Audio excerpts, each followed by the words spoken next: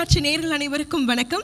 SRM பல்கலைக்கழகத்தின் தமிழ் பேராயம் நடத்தும் சொல் தமிழா சொல் 2025 பிரம்மாண்ட பேச்சு போட்டி திருச்சி மண்டலத்தில் ரொம்ப சிறப்பா 2 சுற்றுகள் நிறைவடைந்து அடுத்த 16 நபர்கள் இறுதி சுற்றுல பங்கேற்பதற்காக காத்துட்டு இருக்காங்க. இந்த இறுதி சுற்று எந்த அளவுக்கு விறுவிறுப்பா போக போது, மாணவர்கள் எப்படியெல்லாம் பேச போறாங்க அப்படின்றத பார்க்கலாம்.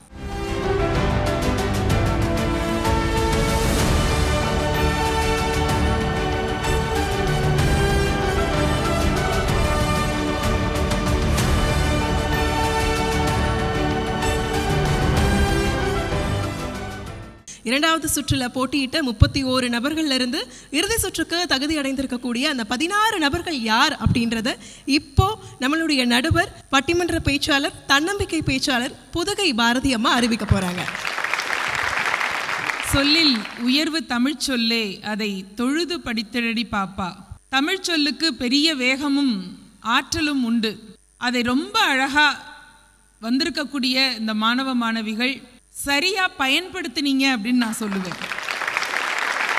ஒன்று கத்துக்கிறது பெருசு கிடையாது, அதை எங்க கொண்டு போய் நாம பயன்படுத்துறோமோ அப்பதான் அதற்கான பலன், வெற்றி நமக்கு கிடைக்கும். இப்ப பேசினவங்கள்ல 31 மாணவ மாணவிகள்ல நான் வருங்கால அரசியல் தலைவர்களை பார்த்தேன், வருங்கால ஆட்சியாளர்களை பார்த்தேன், வருங்கால ஆட்சி தலைவர்களை பார்த்தேன், வருங்கால ஊடகவியலாளர்களை பார்த்தேன், வருங்கால வணிகத்துறையிலே மிளிரப் போகின்ற பெரிய வணிக ரத்தினங்களை நான் இங்கே பார்த்தேன்.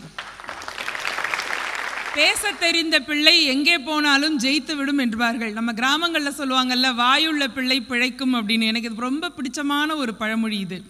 நீங்கள் எந்த துறையில் படிக்கிறவங்களா இருந்தாலும் தைரியமாக உங்களுடைய கருத்தை 4 பேர் மத்தியில் எடுத்து சொல்ல தெரிந்தால்தான் அந்த துறையிலே நீங்கள் வெற்றி பெற முடியும். அதற்கான ஒரு பயிற்சி களத்தை நம்முடைய SRM தமிழ் பேராயம் மிக பெரிதாக, மிக விரிவாக இங்கே ஏற்படுத்தி கொடுத்திருக்கிறது. நானும் டாக்டர் குறிஞ்சிவேந்தன் அவர்களும் பேசிக்கொண்டோம். நம்மெல்லாம் கல்லூரியில் படிக்கிற போது, பள்ளியில் படிக்கிற பொழுது பள்ளி அளவுக்கான, மாவட்ட அளவிற்கான பேச்சு போட்டிகளிலே கலந்து கொள்வதே பெரிய பெரிய ஒரு சாதனையாக நாங்கள் எல்லாம் அன்றைக்கெல்லாம் பயிற்சி எடுத்தோம். இப்போ சர்வசாதாரணமாக மாநிலம் முழுவதும் இருக்கக்கூடிய இத்தனை பேச்சாளர்களை பார்த்து அவர்களோடு பழகி அவர்களுக்கு சரிசமமாக போட்டி போட்டு அந்த போட்டியிலே வெற்றி பெற்று அது ஊடகத்திலும் ஒளிபரப்பாகக்கூடிய அற்புதமான வாய்ப்பு உங்கள் எல்லோருக்கும் கிடைத்திருக்கிறது. அப்படி ஒரு சிறந்த வாய்ப்பை பெற்றிருக்கக்கூடிய மாணவர் செல்வங்களுக்கு என்னுடைய மனமார்ந்த வாழ்த்துக்கள். இனி இந்த தேசம் உங்களை நம்பி இருக்கிறது. அதை கருத்தில் கொண்டு உங்கள் பாதையை நீங்கள் செப்பனிட்டு கொண்டு செல்ல வேண்டும் என்று அன்போடு கேட்டுக்கொண்டு, SRM தமிழ் பேராயம் காட்டாங்குளத்தூர் சொல் தமிழா சொல் 2025 மாநில அளவிலான மாபெரும் பேச்சு போட்டியிலே திருச்சி மண்டல அளவில் இறுதி சுற்றிற்கு தகுதி பெற்றோருடைய பதிவு எண்களை நான் வாசிக்கின்றேன். 4024 வெற்றி பெற்று வந்திருக்கக்கூடிய 16 செல்வங்களுக்கும் நம்முடைய மனமார்ந்த பாராட்டுக்கள். அடுத்ததா நம்ம எல்லோரும் காத்துட்டு இருந்த இந்த இறுதி சுற்று அப்படின்றது கொஞ்சம் வித்தியாசமான சுற்று. வழக்கம் போல விவாதம் மற்றும் கேள்விக்கான அரங்கா இந்த இறுதி சுற்று இருக்க போது, போட்டியாளர்கள் இதுவரைக்கும் தங்களுடைய திறமைகளை தனித்தனியாக வெளிப்படுத்திட்டு இருந்தாங்க. இந்த சுற்றுல இணைகளாக வந்து தங்களுடைய திறமைகளை வெளிப்படுத்த இருக்காங்க. வரக்கூடிய 2 நபர்கள், அதாவது ஒரு இணைக்கு 2 நபர்கள் இருப்பாங்க. அவங்க வெளியிலேயே அவங்களுடைய லாட் நம்பர் 1, 2ன்றதை குலுக்கல் முறையில் தேர்ந்தெடுத்து எடுத்துகிட்டு வந்துடுவாங்க. மேடைக்கு வந்து அவங்களுடைய தலைப்புகளையும் குலுக்கல் முறையில் தேர்ந்தெடுத்து எடுப்பாங்க. வந்திருக்கக்கூடிய தலைப்பை ஆதரிச்சு ஒரு நபரும் எதிர்த்து ஒரு நபரும் தங்களுடைய கருத்துக்களை தனிப்பட்ட முறையில் முதல்ல தெரிவிப்பாங்க. அதாவது தனிப்பட்ட கருத்துக்களை தெரிவிக்கிறதுக்கு ஒவ்வொரு நபருக்கும் 3 நிமிடங்கள் கொடுக்கப்படும். அதை தொடர்ந்து ஒருவருடைய கருத்துக்களை மறுத்து 1 நிமிடம் 2 நபர்களும் பேசுவாங்க. இதை தொடர்ந்து நடுவர்கள் போட்டி இருக்கக்கூடிய பேச்சாளர்கள்கிட்ட கேள்விகள் எடுப்பாங்க. அந்த கேள்விகளுக்கு மாணவர்கள் அவங்களுடைய பதில்களை சொல்லுவாங்க. இப்படி இந்த இறுதி சுற்று அப்படின்றது கேள்வி மற்றும் விவாத அரங்கா இருக்க போது, பேசக்கூடிய முதல் 2 நபர்கள் அவங்களுடைய பதிவு எண்கள் இப்போது. பதிவு எண் 4072, பதிவு எண் 4032. இன்றைய லஞ்சம் ஊழல் பெருகுவதற்கு காரணம் கொடுப்பவர்களே என்ற தலைப்பு எனக்கு வழங்கப்பட்டது. இந்த தலைப்பை பேசுவதற்கு மிக பொருத்தமான ஆள் என்று நான் நினைக்கிறேன். ஏனென்றால் இன்று வரை ஒரு சான்றிதழ் கூட நான் லஞ்சமோ ஊழலோ கொடுத்து நான் பெற்றதில்லை. அதுதான் என்னுடைய பெருமை என்று நான் கருதுகிறேன். லஞ்சம் ஊழல் இவையெல்லாம் கொடுப்பவர்கள் தான் பெருகுகிறது என்பதற்கு பல்வேறு ஆதாரங்கள் இருக்கிறது.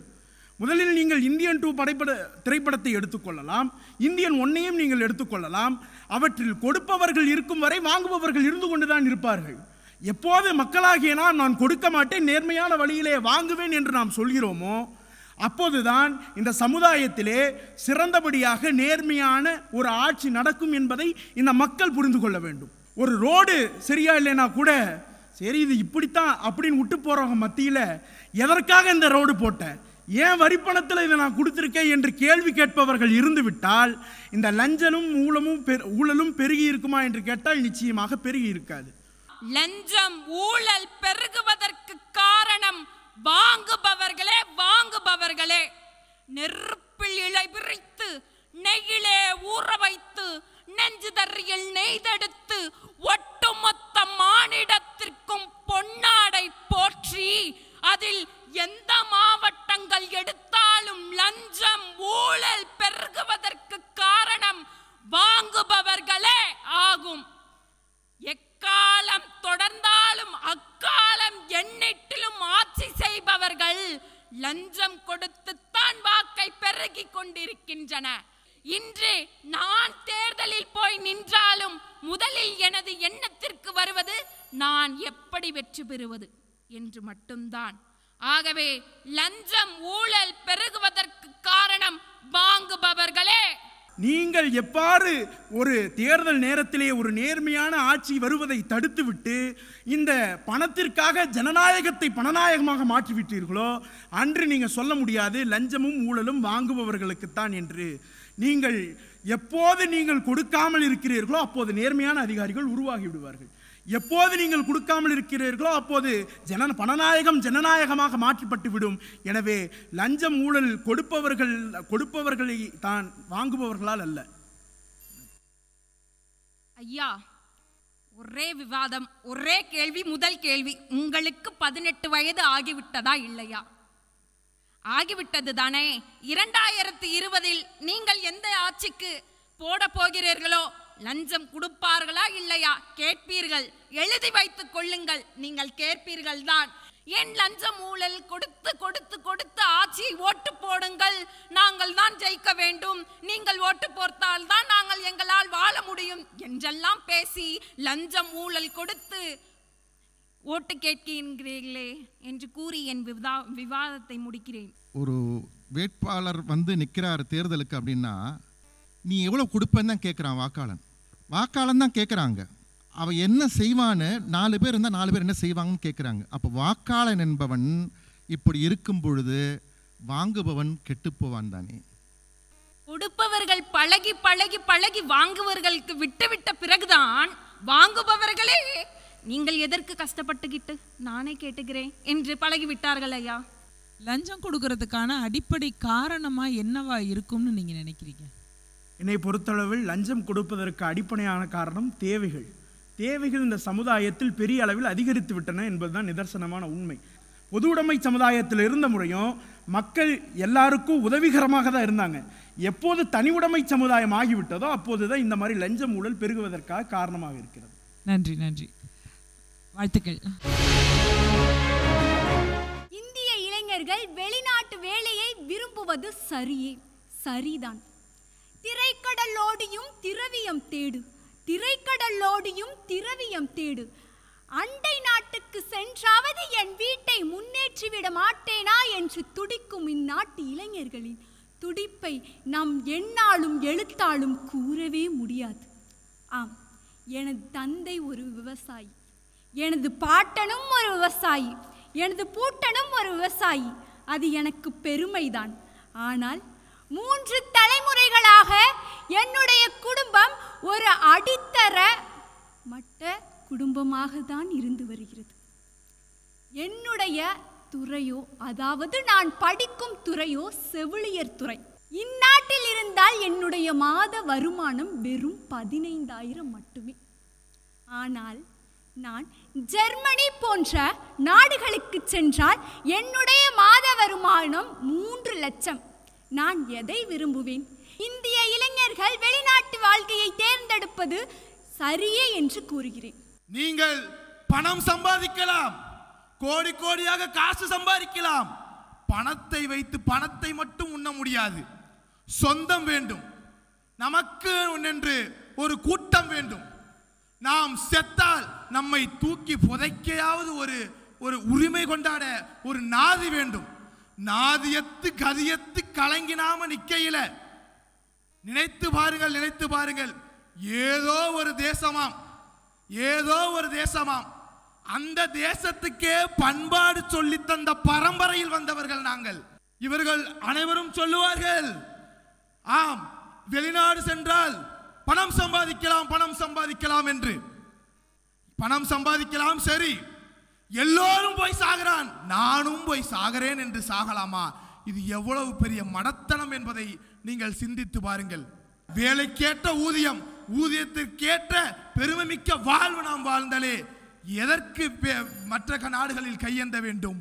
எனக்கு அந்நிய நாட்டில் துன்பப்பட்டாலும் பரவாயில்லை என்று சூழல் நிலவுகிறது ஐயா. என் திருநாட்டில் எனது தந்தையும் ஒரு விவசாயி தான். நான் இந்நாட்டை தவறாக கூறவில்லை. ஆனால் இந்நாட்டில் வேலை வாய்ப்பின்மை அதிகமாக இருக்கிறது என்றுதான் கூறுகிறேன். என் அன்பு சகோதரி அவர்களுடைய கருத்தை நான் மதிக்கிறேன், ஆனால் ஒருபோதும் ஏற்கவில்லை. இதில் இருக்கக்கூடிய யதார்த்தத்தை நீங்கள் புரிந்திருப்பீர்கள் என்று நான் நம்புகிறேன். விவசாயம் என்பது அது தொழில் அல்ல, அது நம்மளுடைய பண்பாடு, நம்முடைய கலாச்சாரம். அதை நான் பொறியியல் படித்திருந்தாலும் சரி, மேலாண்மை படித்திருந்தாலும் சரி, அதை செய்ய வேண்டியது என்னுடைய அடிப்படை கடமை. நான் வாழ்ந்தாலும் வீழ்ந்தாலும், பட்டினி கிடந்து பசியால் மெலிந்து பால்பட நேர்ந்திட்டாலும், கட்டி இழுத்து என் கால்கள் முறித்து என் அங்கமகமெல்லாம் இழந்து நான் துடி என்று துடித்திட்டாலும், இந்த தாய் மண்ணில், என் மண்ணில் நான் விழுந்துகள் சாவினே தவிர ஒருபோதும் அயல் நாட்டில் நான் செல்லவே மாட்டேன். அயல்நாட்டுக்கு போய் நீங்கள் சம்பாதிப்பது லாபம் என்றால், அப்படி உங்களை பாடுபட்ட வளர்த்த விவசாயியை காலமெல்லாம் இங்கேயே கண்ணீர் விட வைத்துவிட்டு அங்கே இருப்பது நஷ்டமா இல்லையா? ஐயா, நான் காலமெல்லாம் அங்கேயே கிடைப்பேன் என்று கூறவில்லை. நான் சிறிது காலம் அங்கே, எல்லா இளைஞர்களும் எல்லா காலமும் வெளிநாட்டிலேயே இருக்க போவது இல்லை.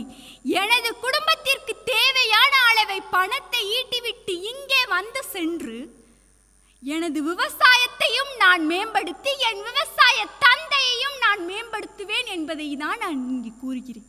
நீங்கள் அயல்நாட்டுக்கு போய் பணம் மட்டும் சம்பாதிப்பதில்லை, அங்கே போய் ஆலயம் கட்டுவது, தமிழ் பண்பாட்டை வளர்ப்பது என்று பண்பாட்டின் தூதுவர்களாக இருக்கிறார்களே, அதை ஏன் நீங்கள் மறந்து விடுகிறீர்கள்? அதாவது பண்பாட்டை வளர்ப்பதற்காக ஜியூபோப் வந்தார் அல்லவா, ஜியூபோப் மொழிபெயர்த்து கிறிஸ்துவ மதத்தை பரப்புவதற்காக வந்தார் அல்லவா, வீரமாமுனிவர் வந்தார்கள் அல்லவா, அதுபோல என் குடியை பரப்ப சென்றால் என்று தமிழில் ஒரு பழமொழி உண்டு, அக்கறைக்கு இக்கரை பச்சையாகத்தான் தெரியும், அதில் வேறுபாடு எதுவும் இல்லை. நன்றி. இன்றைக்கு பள்ளியிலே சென்றால் ஆசிரியரால் தொல்லை, வீட்டிற்கு சென்றால் பெற்றோரால் தொல்லை, கல்வி நிலையங்களிலேயே வேலை வாய்ப்புகளிலேயே பெண்களுக்கும் ஆண்களுக்கும் அவலநிலை ஏற்படுகிறது என்று சொல்ல போனால், ஒருபடி மேலாக பள்ளியிலும், அதற்கு மேலாக கல்லூரியிலும், அதற்கும் மேலாக வேலை வாய்ப்பு இடங்களிலும் தேவை பாலியல் கல்வி என்பது மிகவும் அவசியமாகத்தான் நம்மிடையே பார்க்கப்படுகிறது. இன்றைக்கு சுதந்திரமாக இருக்கிறோம். காந்தி இவ்வாறு சொன்னார், என்றைக்கு ஒரு பெண் இரவிலே தனியாக சுதந்திரமாக நடந்து செல்கிறாள் என்று சொன்னால் அன்றைக்கு தான் இந்திய நாடானது முழுமையான சுதந்திரம் பெற்றது என்று சொல்ல போனால், இன்றைக்கு நாம் எல்லாம் இரவிலே பெண்களை நடமாட விடுகிறோம், ஆனால் அவர்களை சுதந்திரமாக நடமாட விடுகிறோம் என்று சிந்தித்து பார்த்தால் கிடையாது. அதற்காகத்தான் சொல்கிறேன், பாலியல் கல்வி அவசியமே என்று. பள்ளி பருவத்தில் நமக்கு பாலியல் ரீதியான கல்வி தேவையில்லை. பாலியல் கல்வியை புகட்டுகின்றோம் என்று கூறிய பல மாணவ மாணவிகள் பாலியல் ரீதியான துன்புறுத்தலுக்கு உள்ளாகிறார்கள். இதனை யார் கூறுவது? பாலியல் கல்வி பெற்றுவிட்டால் மட்டும் நமக்கு விடுதலை கிடைத்து விடுமா? கல்வி என்ற ஒளி இருந்து விட்டால் மட்டும் நம்மால் இந்த இருளில் இருந்து வெளிவந்து விட முடியுமா? ஒவ்வொரு தனி மனிதன் நினைக்க வேண்டும். அப்பொழுதுதான் நாம் பாலியல் ரீதியான கொடூரங்களிலிருந்து வெளிவர முடியும். நாம் நினைக்கின்றோம் கல்வி புகுட்டு விட்டோம் என்று. ஏட்டு சுரக்காய் கறிக்கு உதவுமா? அதனைத்தான் நான் கூறுகின்றேன். பாலியல் ரீதியான கல்வி அவசியமில்லை, தனி மனித மாற்றம் தான் அவசியமானது. அது மட்டுமில்லாமல் சிறு குழந்தைகளிடம், புரியாத குழந்தைகளிடம் எதை கூறி என்ன பயன்? அவர்களுக்கென்று ஒரு பருவம் உண்டு. அந்த பருவத்தில் தெரிந்து கொள்ள வேண்டிய விஷயங்கள் என்று உண்டு. அந்தந்த பருவத்தில் அதை செய்தால்தான் அந்தந்த வாழ்க்கை நன்றாக அமையும். அனைத்தையும் அவசரமாக துரிதமாக செய்து என்ன பயன்? இன்றைய காலகட்டத்தில் ஒரு பெண்ணாக இருந்தாலும் ஒரு ஆணாக இருந்தாலும் பாதுகாப்பு என்பது மிகப்பெரிய கேள்விக்குறி. அப்பேற்பட்ட கேள்விக்குறிக்கு உங்கள் கல்வியால் முற்றுப்புள்ளி வைத்துவிட முடியுமா? இல்லை உங்கள் கல்வியால் பதில் சொல்லிவிட முடியுமா? தோழர் கூறியது போல கல்வியால் மாற்ற முடியாதது எதுவும் கிடையாது என்பதுதான் நிதர்சனமான உண்மை. சுற்றுச்சூழல் கல்வி என்ற ஒரு பாடத்தை வைக்கிறார்கள். அதுபோலதான் இன்றைக்கு பாலியல் என்ற ஒரு தொல்லையானது நம்முடைய பாதிப்பாக பார்க்கப்படுகிறது. அதனால் தான் சொல்கிறேன், பாலியல் கல்வியானது நம்மிடையே இன்றைக்கு அவசியமாக பார்க்கப்பட வேண்டும். அனைவரும் கற்கின்றோம், ஆனால் யார் அதனை பயன்படுத்துகின்றோம் என்பதில் தான் இருக்கின்றது.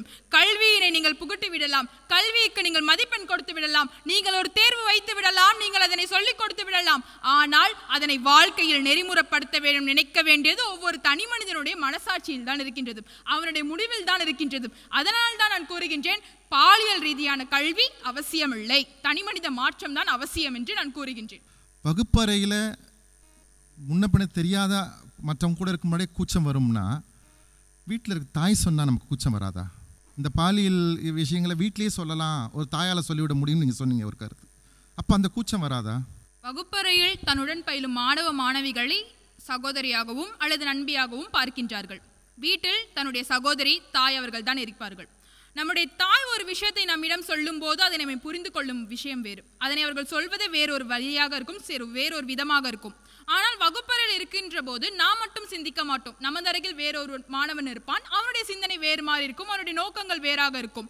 நம்முடைய நோக்கங்களை அவனுடைய எதிர்மறையான நோக்கங்கள் வந்து தாக்கிவிட்டால் நம்முடைய நோக்கமும் தீமையான நோக்கமாகவே மாறிவிடும். வீட்டில் இருக்கின்ற போது தாயும் தகப்பனும் கூறுகின்ற போது அனைத்தையும் முழுமையாக கூறிவிட மாட்டார்கள்.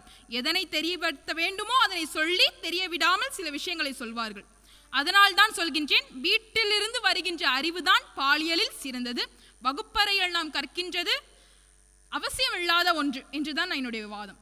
பாலியல் கல்வி சொல்லி கொடுத்துட்டா அந்த தொல்லைகள் இருக்காது அப்படின்னு தான் உங்களுடைய கருத்தை சொன்னீங்க இல்லையா? அந்த கல்வி விழிப்புணர்வை கொடுத்துட்டா மட்டும் தொல்லை இல்லாமல் போயிடுமா? அல்லது அந்த அறிவு விழிப்புணர்வு இல்லாததுனால தான் எல்லா இடத்துலையும் நடக்குதா அந்த பிரச்சனைகள்? கல்வியால் இந்த உலகத்தை மாற்ற முடியும் என்பது என்னுடைய முக்கிய குறிக்கோள்.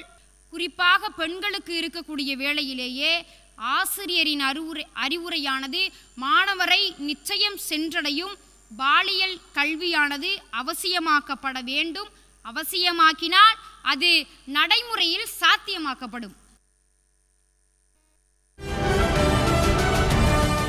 அரசு அளிக்கும் இலவசங்கள் அவசியமே. ஆம், அவசியம்தான். இந்த மண்ணில் பிறந்த அனைவருக்குமே எல்லா நலங்களும் வளங்களும் இருக்கிறது. ஆனால் அவர்களிடையே சில வேறுபாடுகள் இட்டு நிரப்பப்படுகின்றன. அந்த வேறுபாடுகளை பள்ளி வயதிலிருந்தே சரி செய்வதற்கு இந்த அரசு அளிக்கக்கூடிய இந்த இலவசங்கள் அவசியப்படுகிறது. வயதானவர்களும் சரி, வயது பெண்களும் சரி, யாராக இருந்தாலுமே இன்றைக்கு இலவச பேருந்துகளை பயன்படுத்தி போக்குவரத்திற்கு அதை பயன்படுத்தி கொள்கிறார்கள். அதோடு மட்டுமல்லாமல் பெண்களுக்கு இன்றைக்கு மாதம் 1000 ரூபாய் உதவித்தொகையாக வழங்கப்படுகிறது. இதை வைத்து கொண்டுதான் அன்றைக்கு மாதம் முழுவதுமே ஓட்டக்கூடிய பெண்களும் இருக்கிறார்கள். அதில் எங்கள் குடும்பமும் அடங்கும்.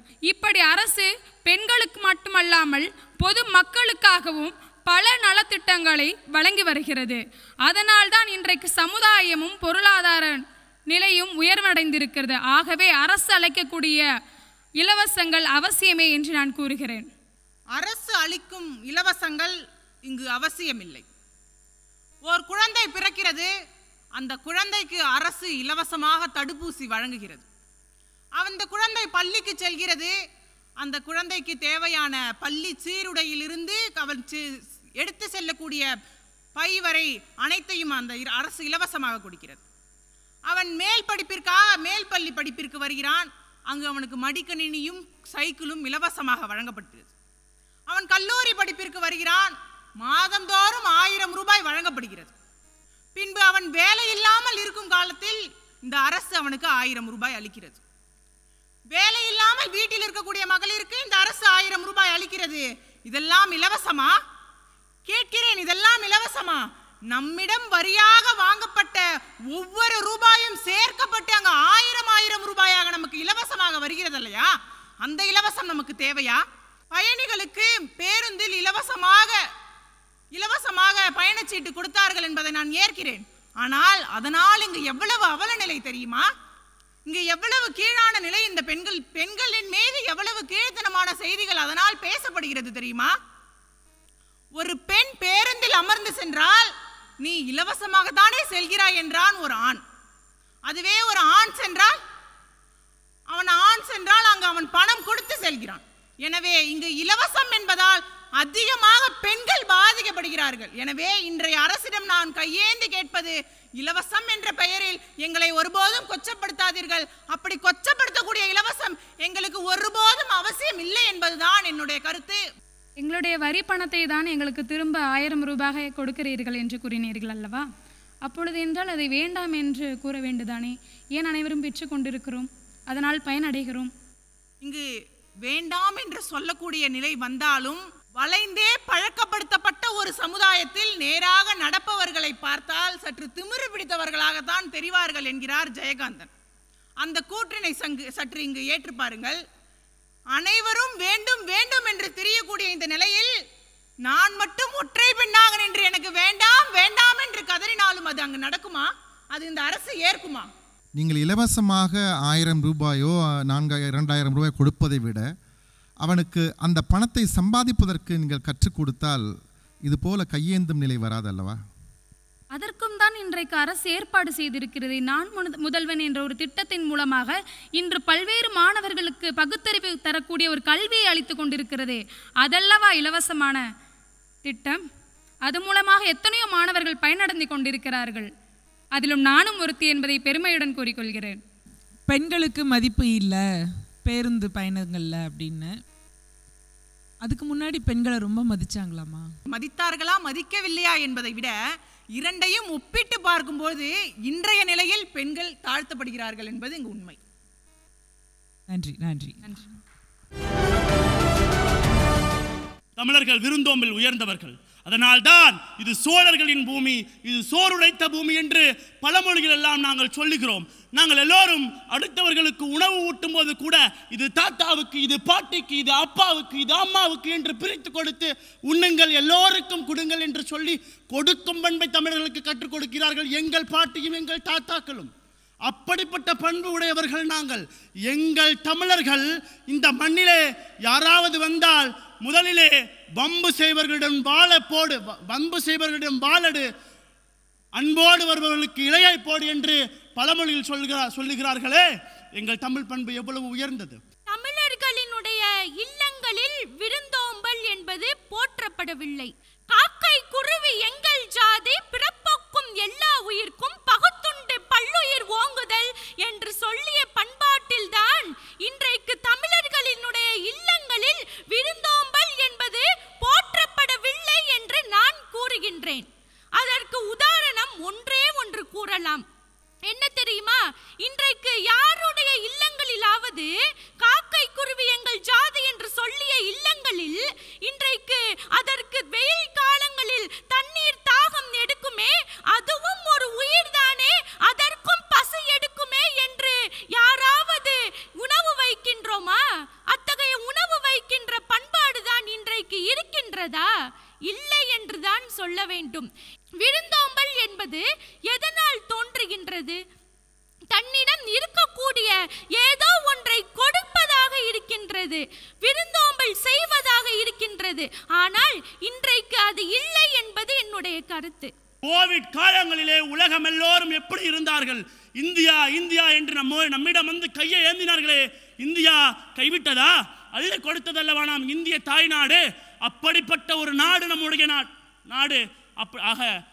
ஆக கொடுப்பதில் சிறந்தவர்கள் தமிழர்கள், கொடுப்பதில் சிறந்தது நம் பாரதம் என்று நான் சொல்லுகிறேன். பாரதி கூறினார், மனிதர் உணவை மனிதர் பறிக்கும் வழக்கம் இனி உண்டா என்று கேட்கின்றார் என்றால், அப்படி என்றால் விருந்தோம்பல் என்பது இல்லை என்று ஒன்றுதானே அர்த்தம். சிந்தித்து பாருங்கள், விருந்தோம்பல் என்பது இன்றைய காலகட்டத்தில் தமிழர்களுடைய இல்லத்தில் இருக்கிறதா? விருந்து உபசரித்தல் என்ற ஒன்று இருக்கின்றதா? இல்லை.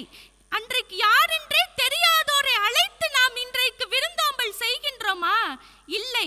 இன்றைய காலகட்டத்தில் இல்லங்களில் விருந்தோம்பல் இல்லை. நீங்க சொல்றது மாதிரி விருந்தோம்பல் பண்பு வளர்ந்திருக்கிறதுன்னு சொன்னா, ஏன் முதியோர் இல்லங்களும் ஆதரவற்றோர் இல்லங்களும் அதிகமாக பெருகி இருக்கின்றன? நடுவர் அவர்களை கேட்டதை போல ஒவ்வொரு வீட்டிலும் இருக்கக்கூடியவர்கள் சொல்லித் தருவதில் தான் அந்த பண்புகள் வளர்கிறது. ஆக ஒரு கடலை எடுத்துக்கொள்கின்ற பொழுது அந்த கடலிலே எல்லா நீரும் தெரிந்த நீராகவும் எல்லா நீரினுடைய நிறமும் ஒரே மாதிரியாக இருக்காது. இன்றைக்கு தமிழகத்தில் விருந்தோம்பலுக்கான ஆதாயக்காரர்கள் இருக்கிறார்கள் என்பதை நான் சொல்லுகிறேன். அதற்கு உதாரணத்திற்கு 1000 பேர் இன்றும் தமிழகத்தில் வாழ்ந்து கொண்டிருக்கிறார்கள். தானம் கொடுக்கறத பற்றியும் சொன்னீங்க, இல்லங்களில் விருந்தோம்பல் குறைபாடாக இருக்குங்கிறதையும் சொன்னீங்க. அதையே நான் மீண்டும் கேட்குறேன், தானமும் விருந்தோம்பலும் ஒன்றா?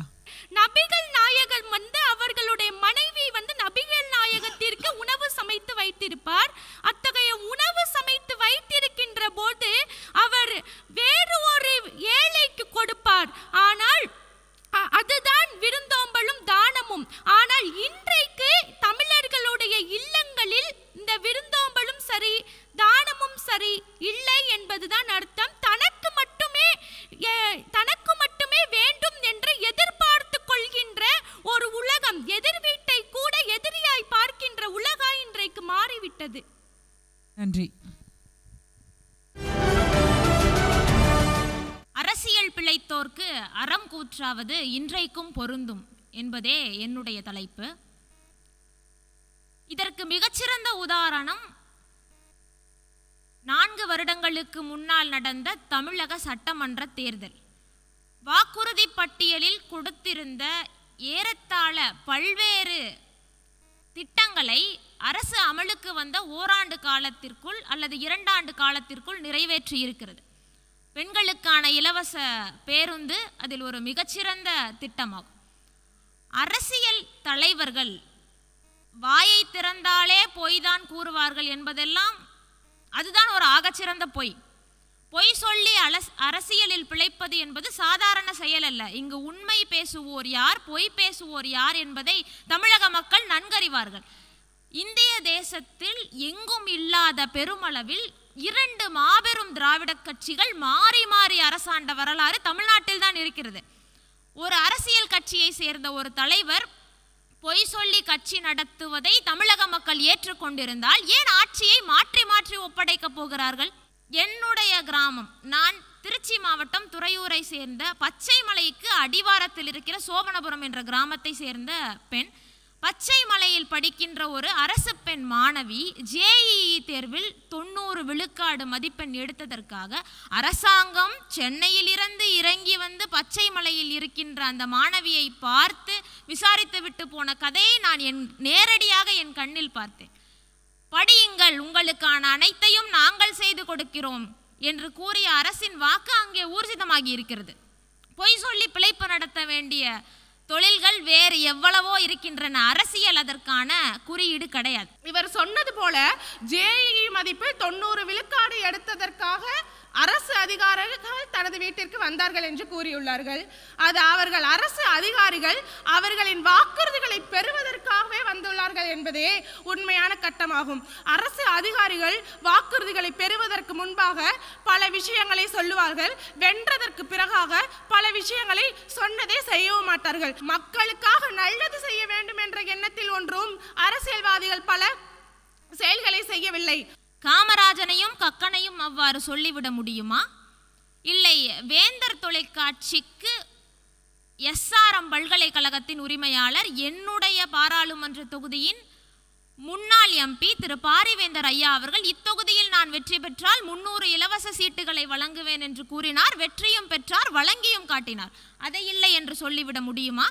பெரும்பாலான அரசு ஊழியர்கள் லஞ்சம் பெறுகிறார்கள், லஞ்சம் மக்கள் கொடுக்கிறார்கள் என்று கூறினார். அதை ஒழிக்கத்தான் அம்மா காலம் காலமாக போராடுகிறோம். லஞ்சம் கொடுப்பவன் மீதும் தவறுண்டு, லஞ்சம் வாங்குபவன் மீதும் தவறுண்டு. அரசியல்வாதிகளை அதற்கு குறை சொல்லுவது சரியாக ஆகாது. தனி மனித ஒழுக்கமே அங்கு தேவைப்படுகிறது.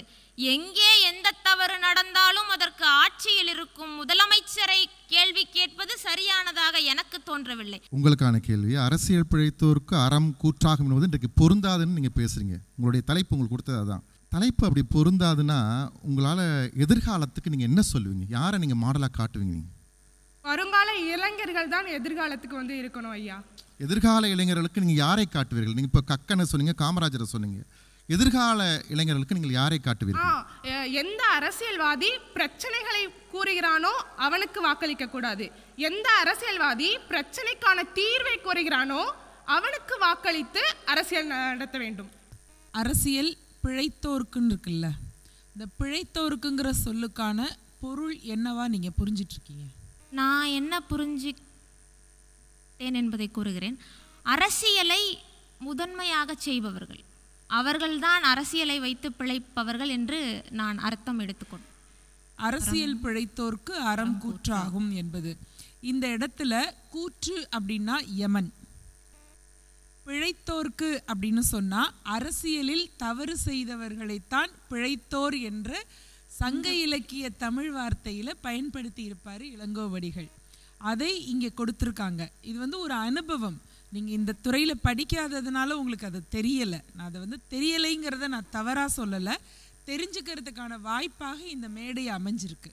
இனி அதை பத்தி தெரிஞ்சுக்கோங்க. சரிங்களா? நன்றி. பண்டிகைகள் கொண்டாடுவது அவசியம்.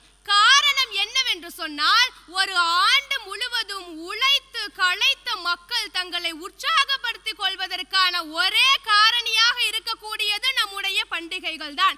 அது மட்டும் இல்லாமல் நாம் பொங்கல் திருநாளாம், தமிழர்களின் திருநாளாம் பொங்கல் பண்டிகையை கொண்டாடி கொண்டிருக்கிறோம். காரணம் என்னவென்று சொன்னால், நாம் வருடந்தோறும் உழைத்த காளை மாடுகளுக்கும் நமக்கு உணவளித்த சூரியனுக்கும் நன்றி தெரிவிக்கும் விதமாக அந்த பண்டிகைகளை கொண்டாடி கொண்டிருக்கிறோம். இப்படி ஒரு தலைமுறையின் வரலாறும் பண்பாடும் அடுத்த தலைமுறைக்கு கடத்தப்பட வேண்டும் என்று சொன்னால் பண்டிகைகள் கொண்டாடப்படுவது அவசியமாகிறது. பண்டிகைகளை கொண்டாடுவது ஆடம்பரத்தின் அடையாளமாகத்தான் இன்றைக்கு இருக்கக்கூடிய ஒரு நவீன காலகட்டத்தில் நம்மளுடைய சமுதாயமானது சென்று கொண்டிருக்கிறது. பக்கத்து வீட்டுக்காரர்கள் ஒரு புடவையினை 5000 ரூபாய்க்கு எடுத்தார்கள் என்றால் நம் வீட்டில் இருக்கக்கூடிய அம்மாக்கள் அதே புடவையினை எடுக்க வேண்டும் என்று தான் நினைக்கிறார்களே தவிர அதே பண்டிகைகளை சந்தோஷமாக உறவினர்களோடு இணைந்து கொண்டாட வேண்டும் என்று நினைக்கிறார்களா என்று பார்த்தால் அது நிச்சயமாக ஒரு கேள்விக்குறியான நிலையில் தான் இன்றைக்கு இருக்கக்கூடிய சமுதாயமானது சென்று கொண்டிருக்கிறது. உதாரணத்திற்கு சொல்ல வேண்டும் என்றால் தீபாவளி பண்டிகையை கூட நாம் எடுத்துக்கொள்வோமே. தீபாவளி பண்டிகைகளுக்கு பக்கத்து வீட்டுக்காரர்கள் அதிகமாக பட்டாசு வாங்குகிறார்களா, நாம் அதிகமாக பட்டாசு வாங்கி கொளுத்துகிறோமா என்ற நிலையில் தான் நம்மளுடைய சமுதாயமானது சென்று கொண்டிருக்கிறது. இந்த ஆடம்பரம் என்ன விளைவிக்கிறது என்றால், ஒரு கடனாளியாக ஒரு குடும்பத்தினை உருவாக்கி அந்த கடனை அடைக்க முடியாமல் அவன் தற்கொலை செய்யக்கூடிய ஒரு அவல நிலைக்கு கூட இந்த பண்டிகையானது செயல்பட்டு கொண்டு வருகிறது. பண்டிகை இருக்கக்கூடாது என்று நான் கூறவில்லை, பண்டிகையானது இருக்க வேண்டும். பண்டிகை என்பது நம்மளுடைய அன்பின் அடையாளமாக நம்மளுடைய உறவினர்களோடு நம் அன்பை பகிர்ந்து கொண்டு மகிழ்ச்சியினை பரிமாறிக்கொள்ளக்கூடிய ஒரு அங்கமாக இருக்க வேண்டுமே தவிர ஆடம்பரத்தை நோக்கமாக இருக்கக்கூடாது. சகோதரி அவர்கள் சொன்னார்கள், கடனை வாங்கியாவது பண்டிகையை கொண்டாடிவிட வேண்டும் என்று நினைக்கிறார்கள் என்று. அப்படிப்பட்ட ஆடம்பர செலவை நாங்களும் அனுமதிக்கவில்லை, எங்களுக்கும் அதன் மீது ஈடுபாடும் இல்லை. பண்டிகையை கொண்டாட வேண்டியது அவசியம். சிக்கனமான முறையில், சிக்கனமான வழிமுறையில் நாம் பண்டிகையை கொண்டாடினோம் என்று சொன்னால் அடுத்த தலைமுறைக்கு நம்முடைய வரலாறும் பண்பாடும் கடத்தப்படும் என்பதுதான் நிதர்சனமான உண்மை. எனவே பண்டிகையை நிச்சயமாக நாம் கொண்டாட வேண்டும். பண்டிகையை கொண்டாடுவது அவசியம். அன்பு சகோதரி என்னுடைய நேரத்தை குறைத்து விட்டார் என்றுதான் சொல்ல வேண்டும். ஏனென்றால் அவரே எனக்கு பதிலாக பதிலையும் தெரிவித்து விட்டார். பண்டிகையானது சிக்கனமாக செலவழிக்க வேண்டும் என்று கூறிய அதனைத்தான் நான் 3 நிமிடங்களாக பேசுகிறேன் சகோதரி. பண்டிகையானது இருக்க வேண்டும், ஆனால் அந்த பண்டிகை ஆடம்பரத்தின் மோகம் இருக்கக்கூடாது என்பதனை தான் நான் 3 நிமிடங்களாக பேசிக் கொண்டிருந்தேன். ஆதலால் இதிலே தெரிந்து விட்டது, என்னுடைய தலைப்பிற்கு நீங்கள் ஒத்து வந்து விட்டீர்கள் என்பதுதான் இந்த அவையில்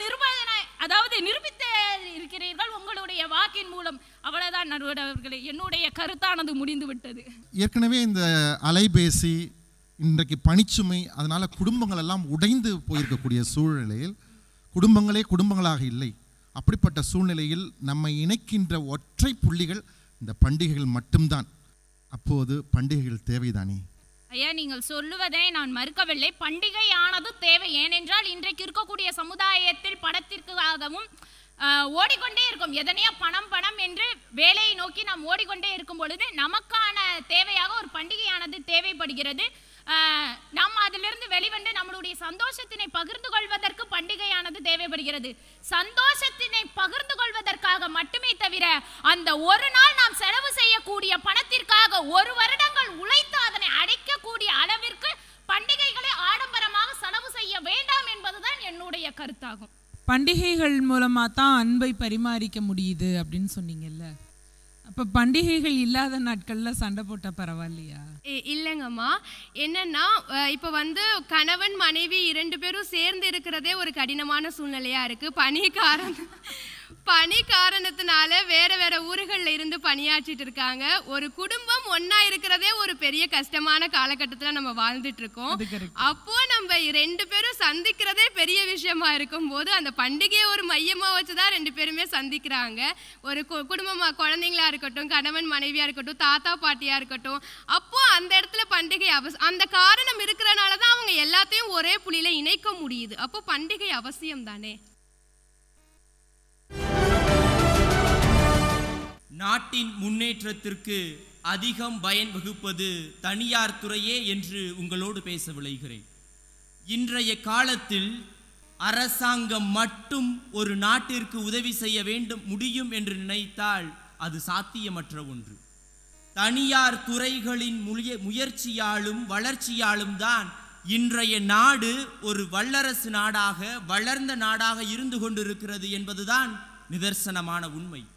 நம்முடைய நாட்டில் தனியார் மயமாக்கப்பட்ட பல்வேறு துறைகளை நம்மால் அடையாளம் காட்ட முடியும். கல்வித்துறை இன்று தனியார் கல்வி நிலையங்கள் அமைத்து பல்வேறு மாணவர்களுக்கு கல்வி வழங்கி கொண்டிருக்கக்கூடிய பல்வேறு நிறுவனங்களை நம்மால் அடையாளம் காட்ட முடியும். கொரோனா காலகட்டங்களில் அரசு மருத்துவமனைகள் மட்டும் இருந்திருந்தால் எத்தனையோ கோடி மனிதர்களை நாம் இழந்திருப்போம். தனியார் மருத்துவமனைகள் இருந்ததன் விளைவுதான் இன்று நீங்களும் நானும் இந்த அவையில் பேசிக் கொண்டிருக்கிறோம் என்று சொன்னால் தனியார் துறை நாட்டின் வளர்ச்சிக்கு மிகவும் முக்கியமான ஒன்று. நாட்டின் முன்னேற்றத்திற்கு பெரிதும் உதவுவது அரசு துறையே. சாதாரண மாணவன் முதல் தலை சிறந்த தலைவன் வரை அனைவரும் விரும்புவது அரசு துறையை தானே. ஒரு 18 வயது நிரம்பிய பெண்ணுக்கு கல்யாண வரன் வேணும்னா ஓடோடி தேடி போய் மாப்பிள்ளை அரசு வேலையில் இருக்காரா? முதல் கேள்வி, மாப்பிள்ளைக்கு அரசு ஊதியம், அரசு வேலை தானே. இப்படி ஒரு பெண்ணின் திருமண வாழ்க்கையில் ஆரம்பித்து ஒரு மாணவனின் கனவு என்னும் உச்சக்கட்ட நிலை அடையும் வரை அவனுக்கு தேவைப்படுவது அரசு துறைதான். அரசு கொடுத்த அரசு பள்ளியில் ஆசிரியர் மாணவர்களுடனான கலந்துரையாடல் ஒரு தகப்பனுக்கும் ஒரு மகனுக்குமான கலந்துரையாடலாகிறது. ஒரு தாய்க்கும் ஒரு மகளுக்குமான கலந்துரையாடுகிறது. அவர்கள் நாட்டின் முன்னேற்றத்திற்காக தான் என்ன செய்ய வேண்டும் என்று விரும்புகிறார்களோ அதை பாடத்தையும் தாண்டிய அனுபவங்களாக அவர்களுக்கு கற்றுக் கொடுத்து அவர்களை நாட்டின் முன்னேற்றத்திற்காக பாடுபட செய்வதற்கு எத்துறை தேவையோ அத்துறையை நம் அரசு தருகிறது என்பது நினைவு கூர்ந்து அவர்களுக்கு வழிகாட்டுகிறது. நீங்கள் பேசுகின்ற ஒவ்வொரு கருத்தும் அழகாய் இருக்கிறது, ஆனால் சரியாகத்தான் இல்லை. காரணம், திறமைக்காக வேலை கொடுப்பவர்கள் தனியார் துறையில் இருக்கிறார்கள். பணத்திற்காக வேலை கொடுப்பவர்கள் தான் இன்று அரசு அதிகாரிகளாக இருக்கிறார்கள் என்று சொன்னால் எந்த வகையில் இன்றைய அரசு துறை மக்களுக்கும் நாட்டுக்கும் பயனளிப்பதாக இருக்கும் என்று எனக்கு தெரியவில்லை. சகோதரர்கள் மிக அருமையாக பேசிவிட்டார் அல்லவா? ஆனால் ஒரு சிறிய வேடிக்கைத்தனமான செய்தி ஒன்றுதான், திறமைக்கு இடம் கொடுப்பது தனியாரம். அப்போ எங்கள் அரசாங்கம் என்ன பணத்தை வாங்கிட்டா வேலை கொடுக்குது? 4 லட்ச ரூபா பணம் கொடு, என் கம்பெனியில் உனக்கு நான் ஐடி வேலை கொடுக்குறேன்னு சொல்கிறது அரசாங்கமா தனியாரா? அரசு துறை உள்பட எல்லாத்துலேயும் தனியார் மயம்னு சொல்கிறாங்க இல்லையா? அந்த சொல்லாடல் நடைமுறைக்கு சரியா? ஒரு தனியார் நிறுவனம் எப்படி தன்னுடைய கட்டமைப்புகளை வைத்திருக்கிறது என்று சொன்னால் அது அதற்கான ஒரு சில படிநிலைகளை வைத்திருக்கிறது. அந்த படிநிலைகளின் படி பார்க்கின்ற பொழுது எல்லாம் தனியார் துறைக்கு சென்றால் நம்முடைய நாடு வல்லரசு நாடாக மாற வாய்ப்பு இருக்கிறது என்பது என்னுடைய கருத்து. அரசு வேலைக்கு போயிட்டா நல்லது, அது பெருமை அப்படின்னு சொன்னீங்க. ஓய்வூதியம் எல்லாம் கொடுக்குறாங்க அப்படின்னு, இப்போ கொடுக்குறாங்களா? இன்றைய காலகட்டத்தில் நிஜமாவே அரசு வேலைக்கு போகணும்னு ஆசைப்படுறதுக்கான உண்மையான காரணம் என்ன? நிஜமாவே அரசு வேலைக்கு போகணும் அப்படின்ற உண்மையான காரணம், ஏழைகளால் பணம் திரட்ட முடியாது. ஏழைகளால் இப்போ ஒரு தனியார் வேலைக்கு நம்ம போகணும் அப்படின்னா திறமையை தாண்டின பண கட்டமைப்பு அப்படின்ற ஒன்று அந்த இடத்துல கண்டிப்பாக இருக்குது. அந்த இடத்தை தாண்டி அவங்க திறமையும் நிரூபிக்கணும் அப்படின்னா அதுக்கு அவங்க சூஸ் பண்ணக்கூடிய ஒரு துறை அரசு துறை. எஸ்ஆர்எம் பல்கலைக்கழகத்தின் தமிழ் பேராயம் நடத்தும் சொல் தமிழா சொல் 2025 மாபெரும் பேச்சு போட்டி இன்றைக்கு திருச்சி மண்டலத்தில் ரொம்ப சிறப்பான முறையில் நடைபெற்று நிறைவடைந்திருக்கு. 3 சுற்றுகள் போட்டிகள் நிறைவடைந்திருக்கு. இந்த இறுதி சுற்றுக்கான வெற்றியாளர்கள் யார் அப்படின்றத இன்னும் கொஞ்ச நேரம் காத்திருந்து நம்ம தெரிஞ்சுக்க இருக்கோம். முன்னதாக எஸ்ஆர்எம் பல்கலைக்கழகத்தின் வளாக நிர்வாகி திரு இரா அருணாச்சலம் ஐயா அவர்களையும் எஸ்ஆர்எம் பல்கலைக்கழகத்தின் தமிழ் பேராய தலைவர் கலைமாமணி முனைவர் கருணாகரசன் ஐயா அவர்களையும் பணிவன்போடு மேடை கழிக்கிறோம். நமது ஜமால் முகமது கல்லூரியின் ஆசிரிய ஒருங்கிணைப்பாளர், ஆசிரிய பொறுப்பாளர்கள், மாணவ பொறுப்பாளர்களுக்கு நினைவு பரிசும் சான்றிதழ்களும் வழங்கக்கூடிய தருணம். நினைவு பரிசு பெறுவதற்காக ஜமால் முகமது கல்லூரியின் ஆசிரிய ஒருங்கிணைப்பாளர் பேராசிரியர் முனைவர் கா சிராஜுதீன் ஐயா அவர்களை மேடைக்களிக்கிறார். ஆசிரிய பொறுப்பாளர் முனைவர் எஸ்.எஸ். சையத் அபுதாஹிர் அவர்களை மேடைக்களிக்கிறார். ஆசிரிய பொறுப்பாளர் முனைவர் எஸ். முகமது சாஃபி அவர்களை மேடைக்களிக்கிறார். அடுத்ததாக பேராசிரியர் திரு ஷேக் மொஹிதீன் அவர்களை மேடைக்களிக்கிறார். தொடர்ந்து பேராசிரியர் கலையரசன் அவர்களை மேடைக்களிக்கிறோம். அடுத்ததாக பேராசிரியர் எம் ஜாஹித் அலி அவர்களை மேடை கழிக்கிறோம். மாணவ பொறுப்பாளர்கள் எஸ். பெரோஸ் மற்றும் எஸ். விக்னேஷ். தொடர்ந்து ஜமால் முகமது கல்லூரிக்கான நினைவு பரிசினை பெறுவதற்காக பேராசிரியர் முனைவர் கா சிராஜுதீன் அவர்களை பணிவன்போடு மேடை கழிக்கிறோம். இந்த மாபெரும் பேச்சு போட்டியின் 2ஆம் சுற்று மற்றும் இறுதி சுற்றிற்கு நடுவர் பணியாற்றிய பேராசிரியர் மற்றும் புதுகை பாரதி அம்மா அவர்களை பணிவன்போடு அழைக்கிறோம். எஸ்ஆர்எம் பல்கலைக்கழகத்தின் தமிழ் பேராயம் நடத்தும் சொல் தமிழா சொல் 2025 திருச்சி மண்டலத்திற்கான இந்த மாபெரும் பேச்சு போட்டி ரொம்ப சிறப்பாக 3 சுற்றுகளும் நடைபெற்று நிறைவடைந்திருக்கு. இப்போது எல்லோரும் ஆவலோடு காத்திருந்த அந்த தருணம், யார் அந்த 8 நபர்கள்? இதோ என்கிட்ட அந்த பதிவெண்கள் இருக்குது. இப்போ நான் அறிவிக்க போகிறேன். ஆனால் அந்த 8 நபர்களில் யார் யார் எந்தெந்த இடம் பிடித்து நீங்கள் வெற்றி பெற்றிருக்கீங்க அப்படின்றத நடுவரையாக தான் அறிவிப்பாங்க. முதல்ல உங்களுடைய பதிவெண்கள் படி நீங்கள் மேடைக்கு மட்டும் வரப்படுவீங்க. ஓகேவா? பதிவு எண் 4087. தொடர்ந்து 8 நபர்கள் நம்ம கூட இருக்காங்க. இந்த 8 நபர்களில் யார் யார் எந்தெந்த இடம் பிடித்து என்னென்ன பரிசுகள் வெல்ல போகிறாங்க அப்படின்றத நடுவரையா தற்போது அறிவிப்பாங்க. முதல் பரிசாக 1,00,000 ரூபாயும், 2ஆம் பரிசாக 75,000 ரூபாயும், 3ஆம் பரிசாக 50,000 ரூபாயும், 5 நபர்களுக்கு ஆறுதல் பரிசாக 20,000 ரூபாயும் வழங்க உள்ளோம். யார் யார் எந்தெந்த இடம் பிடித்து வெற்றி பெற்றிருக்காங்கன்னு தெரிஞ்சுக்கலாமா? 8வது இடம் பிடித்து 20,000 ரூபாய் பரிசு தொகையை வெல்லக்கூடிய நபர் எண் 4072 கி. விஜயலட்சுமி. அடுத்ததாக 7ஆம் இடம் பிடித்து பரிசு தொகை 20,000 ரூபாயை வெல்லக்கூடிய நபர் எண் 4074 சஸ்ரீனா ஃபிர்தௌஸ்.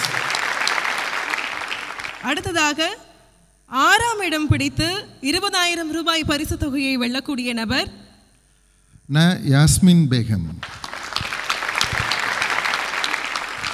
5ஆம் இடம் பிடித்து 20,000 ரூபாய் பரிசு தொகையை வெல்லக்கூடிய நபர் வ. பொன்ஹரிணி. 4ஆம் இடம் பிடித்து 20,000 ரூபாய் பரிசு தொகையுடன் மாநில அளவிலான போட்டிகள் பங்கேற்க உள்ள நபர் ப. யோ பாரதி. முதலிடம், 2ஆம் இடம், 3ஆம் இடம் பிடிக்கக்கூடிய நபர்கள் யார் அப்படின்னு பார்க்க போகிறோம். 3ஆம் இடம் பிடித்து 50,000 ரூபாய் பரிசு தொகையை வெல்லக்கூடிய நபர் தா கிஷோர்.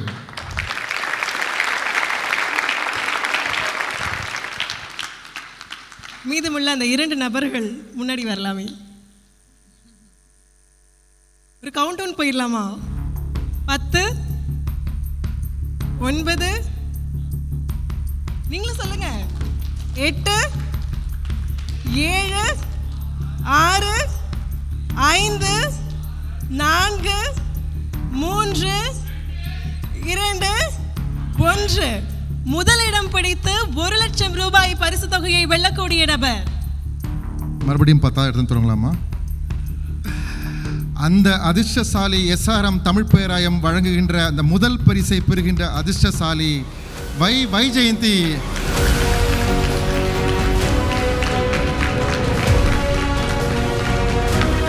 தொடர்ந்து 2ஆம் இடம் பிடித்து 75,000 ரூபாய் பரிசு தொகையை வெல்லக்கூடிய நபர் செல்வன் ஆஷிக் டோனி அவர்கள் 2ஆம் பரிசை பெற்று ரூபாய் 75,000 பரிசினை பெறுகின்ற அதிர்ஷ்டசாலியாக இருக்கின்றார்.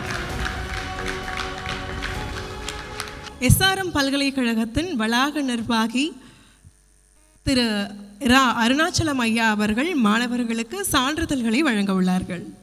அதற்கு முன்னதாக ஆறுதல் பரிசில் கூடுதலாக ஒரு சிறப்பு பரிசை இங்கே அறிவிக்க இருக்கிறோம். 4019 தீப்ஷிகா. காரணம் என்னவென்று காலையில், அதாவது பிற்பகலிலிருந்து கவனித்தவர்களுக்கு நன்றாக புரியும். அந்த தலைப்பை உள்வாங்கி பேசுவதில்தான் தவறு இருந்ததே தவிர பேச்சு போட்டியில் பரிசு பெறுவதற்கு முழுதும் தகுதியான மாணவர் என்பது நடுவர்களும் அறிந்ததே. அவர்களுக்கான குழப்பம், நாங்கள் 8 பேருக்கு தான் கொடுக்க முடியுமேங்கிறது தான். அதனால் நடுவர்கள் 8 பேரை தேர்வு செய்தார்கள். சிறப்பாக ஒருவரை தேர்வு செய்யக்கூடிய அதிகாரம் தலைவருக்கு உண்டு. தலைவர் சார்பாக நான் அதை அறிவித்தேன். அதனால் அந்த மாணவியும் ஆறுதல் பரிசு பெறக்கூடிய தகுதியுடையவர்.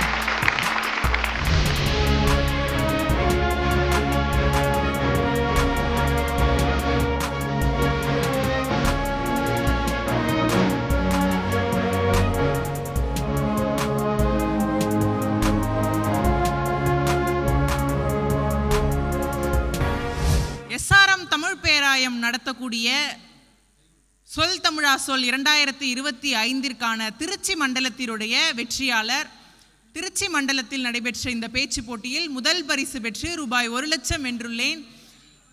காலையில் நாங்கள் 9 மணி போல் இங்கே கல்லூரி வளாகத்துக்குள்ளே வந்தோம். இப்போ இரவு 9 மணி போல் ஆயிடுச்சு. இருந்தாலும் எங்களுக்குள்ள ஒரு சிறிய அளவு கூட ஒரு சோர்வு இல்லாமல் எங்களுக்கான ஒரு மேடையா, எங்களுக்கான ஒரு வாய்ப்பு அப்படின்னு சொல்கிறத விட எங்களுக்கான ஒரு வாழ்க்கையா, எங்களுக்கான ஒரு வரமாக கிடைத்த மேடையாக தான் இந்த மேடையை நான் நினைக்கிறேன்.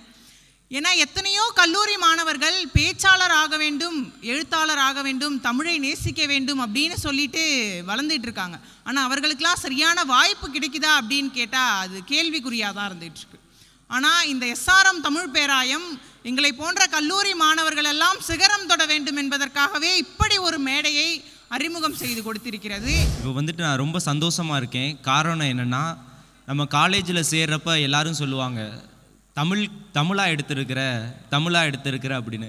தமிழ் உங்களுக்கு என்ன செய்யும் அப்படின்னா, இப்படி பெரிய ஒரு அரங்கத்தில் தமிழ் பேராயம் அப்படிங்கிற ஒரு அமைப்பு, SRM கல்லூரியினால் நடத்தக்கூடிய இந்த தமிழ் பேராயங்கிற அமைப்பு பல்வேறு தமிழர்களை ஒன்று சேர்த்து இன்றைக்கி வந்துட்டு ஒரு பேச்சு போட்டி நடத்தியிருக்காங்க. அந்த பேச்சு போட்டியில் நானும் 2வது பரிசு பெற்றிருக்கிறேன் அப்படிங்கிறது ரொம்ப மகிழ்ச்சியாக இருக்குது. இன்றைய காலகட்டத்தில் ஆங்கிலம் படித்தால்தான் அறிவு அப்படின்னு சொல்லக்கூடிய, மதிக்கக்கூடிய இந்த காலகட்டத்தில் எங்களை போன்ற தமிழ் ஆர்வமிக்க பிள்ளைகளை வளர்த்து அழகு பார்த்து, எங்களை வளர்த்து அழகு பார்க்கக்கூடிய SRM கல்லூரி மற்றும் தமிழ் பேராயத்திற்கு நாங்கள் நெஞ்சார்ந்த நன்றியை தெரிவித்துக் கொள்கிறேன். எனக்குள் இருக்கக்கூடிய திறமையை இவ்வுலகிற்கு எடுத்து பறைசாற்றுவதற்கு வழிவகுத்தது இந்த சொல் தமிழா சொல் என்று சொல்லலாம். இந்த சொல் தமிழா சொல் வெறும் ஒரு நிகழ்ச்சியாக இல்லாமல் தமிழ் மொழியின் பண்பாட்டையும் கலாச்சாரத்தையும் தமிழ் மொழியின் சிறப்பை பற்றியும் அரசியலாக இருந்த அரசியல் என்று பலதரப்பட்ட தகவல்களை பகிர்ந்து கொள்வதற்கும் கற்றுக்கொள்வதற்கும் வழிவகுத்தது. எஸ்ஆர்எம் பல்கலைக்கழகத்தின் சொல் தமிழா சொல் 2025 பிரம்மாண்ட பேச்சு போட்டி திருச்சி மண்டலத்தில் ரொம்ப சிறப்பான முறையில் நடைபெற்று முடிஞ்சிருக்கு. இந்த திருச்சி மண்டலத்திலிருந்து தேர்வான 8 நபர்களில் 4 நபர்கள் மாநில அளவிலான போட்டிகளுக்கு பங்கேற்க இருக்காங்க. திருச்சி மண்டலத்தை தொடர்ந்து அடுத்த வாரம் தஞ்சை மண்டலத்தில் சந்திப்போம்.